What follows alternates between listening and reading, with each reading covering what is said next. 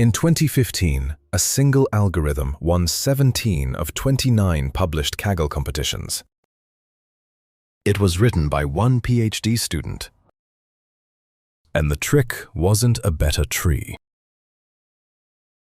What if I told you that every leaf of every XGBoost tree is the minimum of a parabola you can literally draw?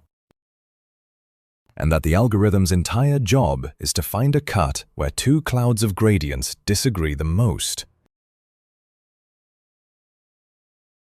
The story starts in 1996 with XGBoost. 3 weak classifiers, each voting on the answer, but with different weights. Get a sample wrong, its weight goes up. The next learner pays more attention to it. That was the picture for 5 years, boosting as weighted voting.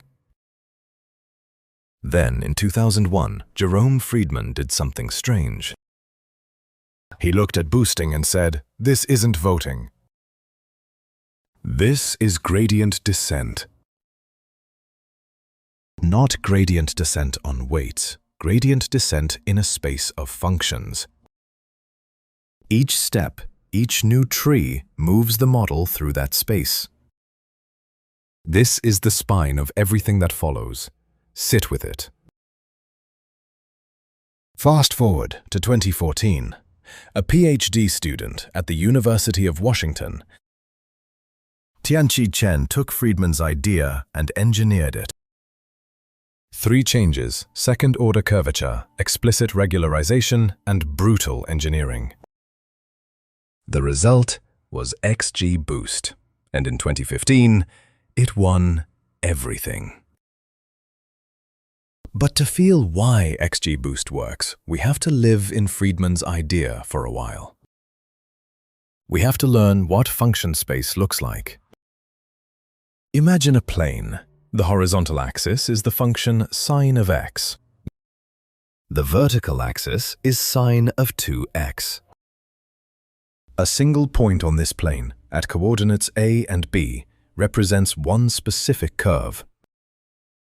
That curve is a times sine of x plus b times sine of 2x.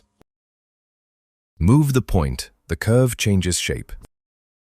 Every point on this plane is a different function. The plane itself is a function space. Add a third axis, sine of 3x. Now we have a 3-dimensional function space. Add a fourth, a fifth, infinitely many. Fourier showed that every reasonable periodic function lives somewhere in this infinite space. Now break the analogy. In XGBoost, the axes are not sines. Each axis is a tiny decision tree. The basis isn't fixed in advance. It's built up, one tree at a time, greedily. Here is the model. The prediction, y hat, is a sum of k functions, k trees. Don't read this as a stack of trees. Read it as a vector in function space, written in a learned basis. Training begins with a prediction of 0, a single point at the origin of function space. Then we add the first tree. The point moves. Then the second tree. It moves again. Each tree is one step. The ensemble is a polyline, a jagged path through function space. Descending, always descending, toward the minimum of the loss. But how do we choose each step? That's where the real surprise lives. At round t, here is the objective we want to minimize. The loss of the previous ensemble plus a new tree ft. For most losses, log loss, squared error, anything realistic, this is hard to optimize directly. So XGBoost does something clever. It replaces the loss with a parabola. One parabola at every single data point. The parabola is set by 2 numbers. G sub I, the slope of the loss at that point. H sub I, its curvature. And here is the rewritten objective, the Taylor expansion to second order. The first term is a constant. It doesn't depend on the new tree, so we drop it. What's left is the simplified per-round objective. A sum over every data point of a parabola in the new tree's output.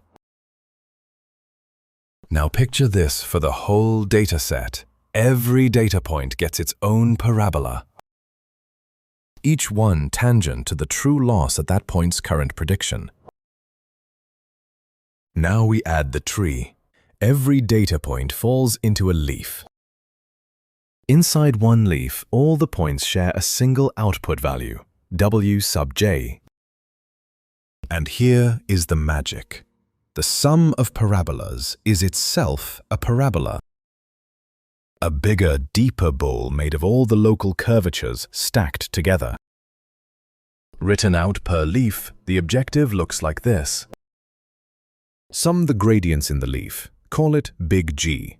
Sum the curvatures plus lambda, call it big H.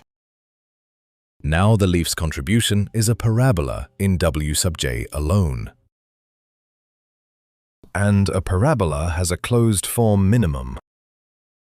Take the derivative, set it to 0, solve for W sub j. And out falls this formula, the optimal leaf weight. Negative big G over big H plus lambda. This is not a formula to memorize. It is the bottom of a bowl we just drew. And lambda? Watch what it does. Bigger lambda, the bowl gets steeper. The minimum drifts toward 0. This is ridge regression, acting on the leaf weight. Every leaf of every XGBoost tree is a one-dimensional Newton step on a parabola you can literally draw. If we plug the optimal W sub j back in, we get the value of the whole tree. Each leaf contributes a term, big G squared over big H plus lambda. Call this the similarity score of the leaf. Now imagine the data. Each point has a gradient, a direction it wants the model to move. Red points pull up, blue points pull down. If a leaf's points all pull in the same direction, the gradients add up. Similarity is high. If they pull against each other, the gradients cancel. Similarity is low. Similarity measures how coherently the gradients agree. So, what should a split do? A bad split cuts through the mess, both sides still mixed.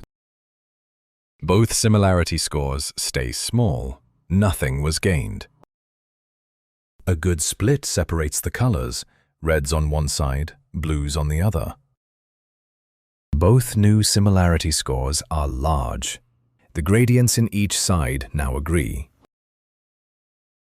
Subtract the parent similarity from the sum of the children's, and you get the gain. Similarity of the left side plus similarity of the right minus the parent similarity minus gamma. That gamma is not a regularization mystery, it's a toll booth. Every new leaf costs gamma. The split happens only if the gain in similarity pays the toll. Low gamma, every road is open. The tree grows sprawling and baroque. High gamma, only the most profitable cuts survive. The tree stays short and fat. Finding the best split is no longer brute force search. It is asking, geometrically, where do the gradients disagree most? Now we can replay the whole picture. We started at a prediction of 0, a point at the origin of function space. At every round, 3 things happen. 1. At every data point, we compute the gradient and the curvature of the loss. 2. We search for splits where the gradients disagree most, paying gamma per leaf. 3. Inside each leaf, we take a one-dimensional Newton step shrunk by lambda. That tree becomes f sub t. We add it to the ensemble. The point moves. Then we do it again. And again. There's one more knob, eta, the learning rate. It shrinks every step, deliberately weakening each tree. So the next tree has work to do. Every tree is one step. Every step is found by asking where the gradients disagree. That is XGBoost. We did not cover sparsity-aware splits, the histogram approximation, cache-aware blocks, or the engineering that made it fast. That is a whole other video, maybe a whole other library. We covered one thing, the geometry. Trees as basis vectors, leaves as Newton steps, splits as gradient disagreement. A journey through function space.